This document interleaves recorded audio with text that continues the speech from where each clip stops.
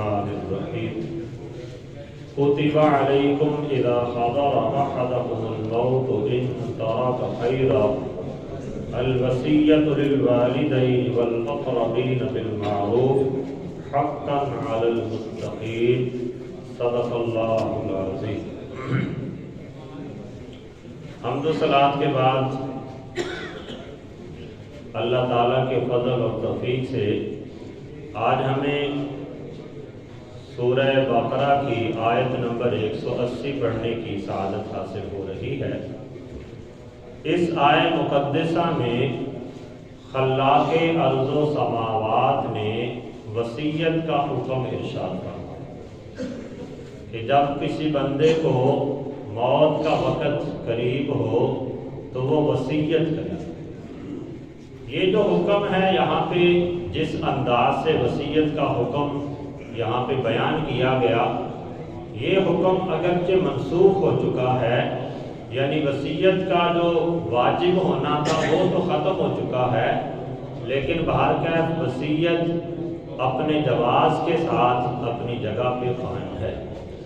لیکن جس انداز سے یہاں پہ وصیت کا بیان کیا گیا وہ والا انداز منسوخ ہو گیا، کیونکہ یہاں پہ اللہ جل شانہ نے ارشاد فرمایا کتب علیکم اذا حضر احدکم الموت ان ترک خیرا، فرمایا کہ تم میں سے جب کسی کو موت آئے، اس کی موت کا وقت قریب ہو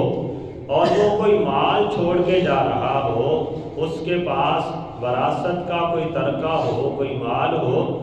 تو اس کے لیے لازم کر دیا گیا، فرض کر دیا گیا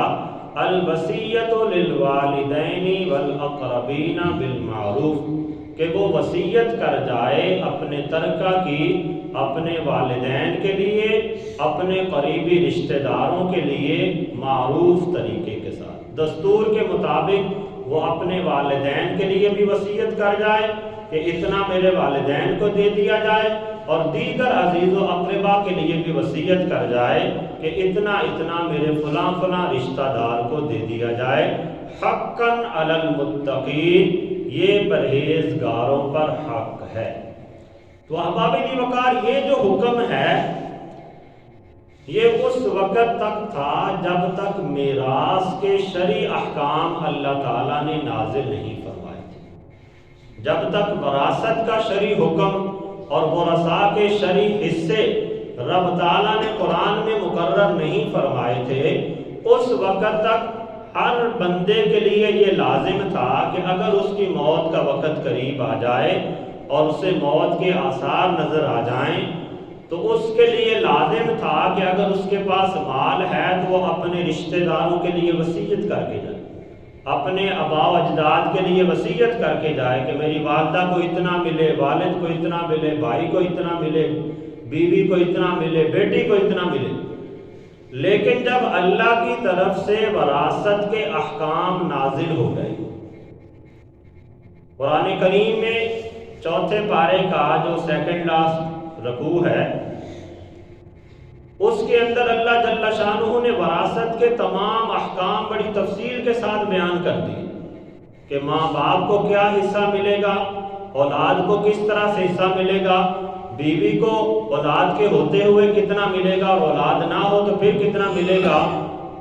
شوہر کو اولاد کے بغیر کتنا حصہ ملے گا، اور اگر بیوی کی اولاد ہے تو پھر شوہر کو کیا حصہ ملے گا۔ تو جب یہ تمام احکام اللہ نے قرآن میں بیان فرما دیے تو اب کسی بندے کے لیے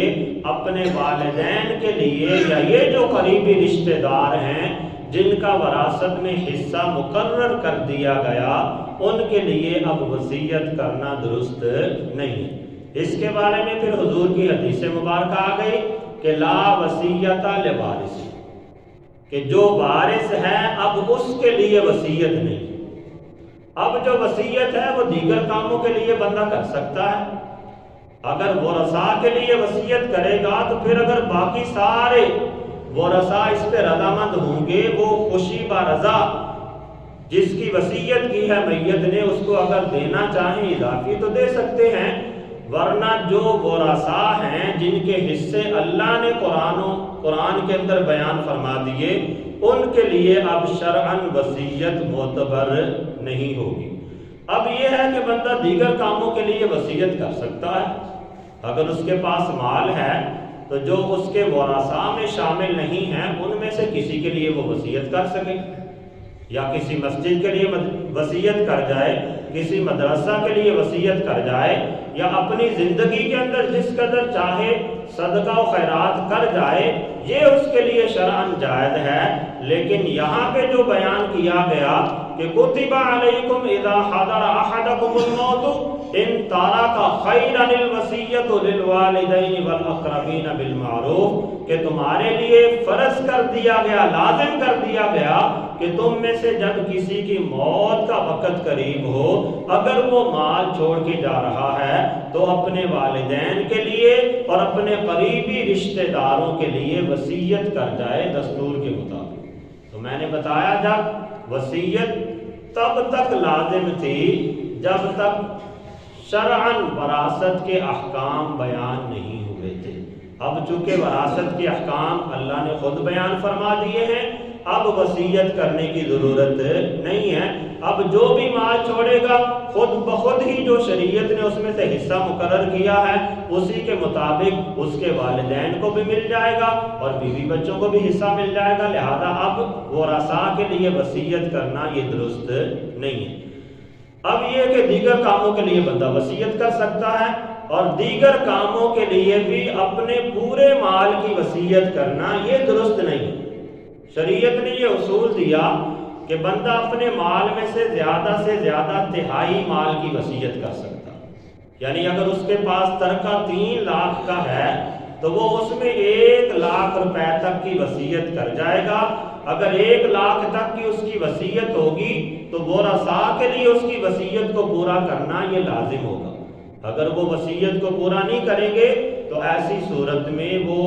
شرعاً گناہگار ہوں گے اور شریعت کی گرفت کے اندر وہ آئیں گے۔ لیکن اگر مرنے والا